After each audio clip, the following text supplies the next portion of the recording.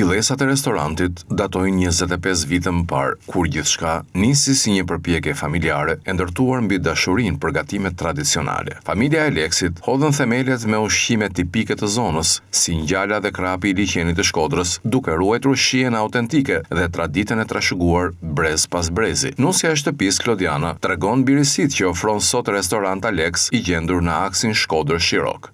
Fillesat e këtij restorantit janë që një 25 vite më përpara. Ky restorant më përpara ka filluar me babain e Aleksit, me maman e Aleksit, me ushqime tradicionale siç është krapi, njalat prej liçenit të Shkodrës dhe më pas u zgjerua ka llojshmëria e peshqeve tjera. Por me të thënë të drejtën, karakteristikat përveç ushqimit të freskët, gjërave tradicionale që serviren në restorantin ton, janë gjithashtu dhe mikpritja e ngrohtë që gjendet në këtë restorant. Klientelën e kemi të vjetër, që vinë her pas here, çdo fundjavë, çdo festa, por gjithashtu na është zgjeruar edhe turizmi, 2 vite që na vinë turista po të njëjtë dhe thonë jemi ndam shumë të kënaqur prej ushqimeve të restorantit tuaj. Gatimet tradicionale, sigurisht tava e krapit nuk ka se si të mungoj.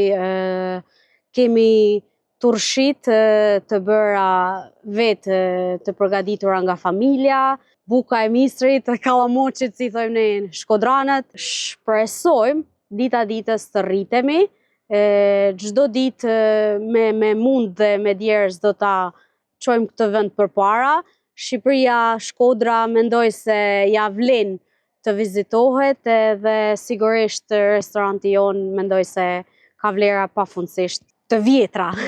Këto festat fundi vitit i ftoj gjithë shqiptarët të na bashkohen edhe turistat gjithashtu, ju mirëpresim. Me kalimin e viteve, restoranti u zgjerua duke pasuruar menun me gatime të tjera karakteristike. Përveç ushqimit cilësor, ajo që e dallon këtë vend është mikpritja e ngrohtë, e cila i ka bërë klientët besnik të rikthehen ndër vite, veçanërisht në fundjava dhe festa. 2 vitet e fundit kanë sjellë edhe një rritje të ndjeshme të turistëve, të cilët kthehen sërish fal eksperiencës pozitive që përjetojnë. Dhe festa të mbara. Para 2-3 vitesh, 3 vite më saktë, unë bashkë me Aleksin, kurrin, menduam t'i bashkangjitim restorantit edhe 2 shtëpiza drunit. Menduam se kjo zonë është me të vërtet një zonë e artë, është flori dhe do t'i jepnin një bukuri këtij vendi më shumë. Fal edhe kryetarit bashkisë që filloi t'u na i mlell turista çdo ditë më shumë, turizmi filloi t'u zhvillu, edhe me thënë drejtën u bë një gjë e bukur.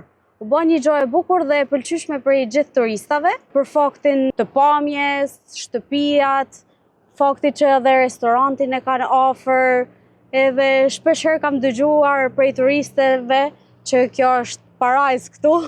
Për momentin këto i kemi pa jacuzzi, ndërsa 2 të tjera sipër i kemi me jacuzzi. E dhjetorit, më shumë turistat preferojnë sigurisht me jacuzzi, të shijojnë edhe pamjen, të lahen në ujin e ngrohtë jashtë, por edhe shtëpizat me këtë pamjen këtu në afër liçenit gjithashtu janë një prallë vërtet.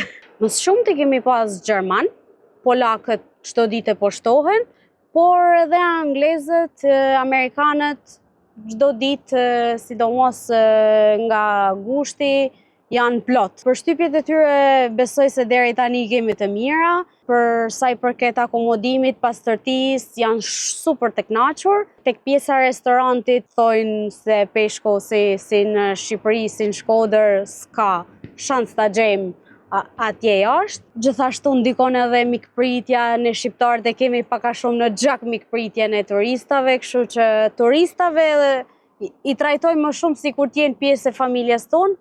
Menaxhimi i përditshëm kërkon përkushtim të madh dhe prani të vazhdueshme, pasi çdo detaj ka rëndësinë e vet. Pavarësisht lodhjes, kënaqësia më e madhe mbetet rikthimi i vizitorëve dhe komentet pozitive që ata lën pas. Shkodra ofron harmoni, bukuri natyrore dhe festa që përjetohen ndryshe.